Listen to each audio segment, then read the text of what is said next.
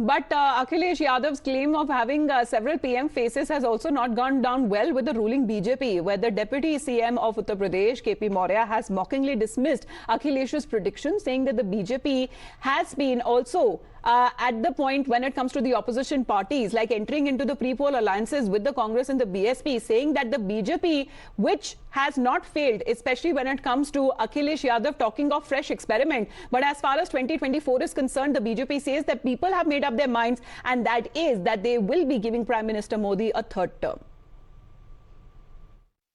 देखिए, समाजवादी पार्टी का उत्तर प्रदेश में खाता नहीं खुलने वाला है, तो चेहरा अगर कोई ला भी सकेंगे तो 2024 के बारे में नहीं कह रहे होंगे, वो 2029 के बारे में कह रहे होंगे। 24 में तीसरी बार प्रधानमंत्री पद का एक ही चेहरा है, वो माननीय नरेंद्र मोदी जी का है, और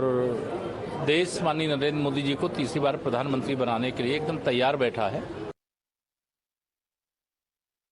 कि अखिलेश यादव जी भ्रम की अवस्था में हैं, वो सोच समझ नहीं पा रहे हैं कि अब क्या निर्णय लेना चाहिए। हर तरह के प्रयोग तो करके देख लिए। उन्होंने कांग्रेस के साथ हाथ मिला करके यूपी के 2 लड़कों का साथ पसंद है ऐसा नारा दिया था, जनता ने खारिज कर दिया। फिर उन्होंने मायावती जी के साथ 95 की सारी दुश्मनी को भुला करके एक ऐसा गठबंधन किया, लेकिन वो गठबंधन भी खारिज हो गया, जनता ने उसको भी खारिज कर दिया। छोटे छोटे दल, सुभासपा, महान दल, छोटे छोटे दल लेकर के उन्होंने प्रयोग किया, वो प्रयोग भी खारिज हो गया, जनता ने उनको फिर भी निराश किया। अब वो समझ नहीं पा रहे हैं कि वो क्या करें ऐसा जिससे भाजपा को चुनाव हरा सकें और वो फिर से उत्तर प्रदेश में अपनी जमीन वापस पा सके। लेकिन ये वही पुराना उनका राग, वही पिछड़ा दलित समीकरण जोड़ना, जाति मजहब की राजनीति करना, इससे अब उत्तर प्रदेश में उनको आधार मिलने वाला है नहीं, जनता उनको फिर खारिज करने वाली है। But even the NDA ally and Union Minister Ramdas Atavale has been dismissing Akhilesh Yadav's comments that have been made in Mumbai and Maharashtra, saying that the question of who will be the Prime Minister, well, there is no doubt, there is no dispute, other than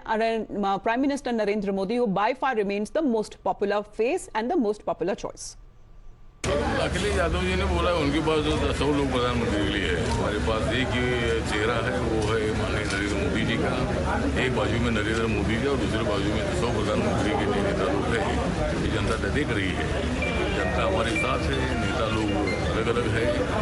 और हमारे पास बहुत सारे चेहरे हैं, लेकिन उसका कोई number लगने वाला नहीं है, और नरेंद्र मोदी जी ही 2024 में प्रधानमंत्री बनेंगे।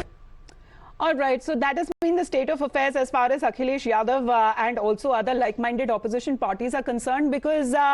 soon, when we are looking at just before the monsoon session that is to begin in the parliament, the opposition parties will be also meeting in Bengaluru, and thereupon it will be decided what their future course of action would be.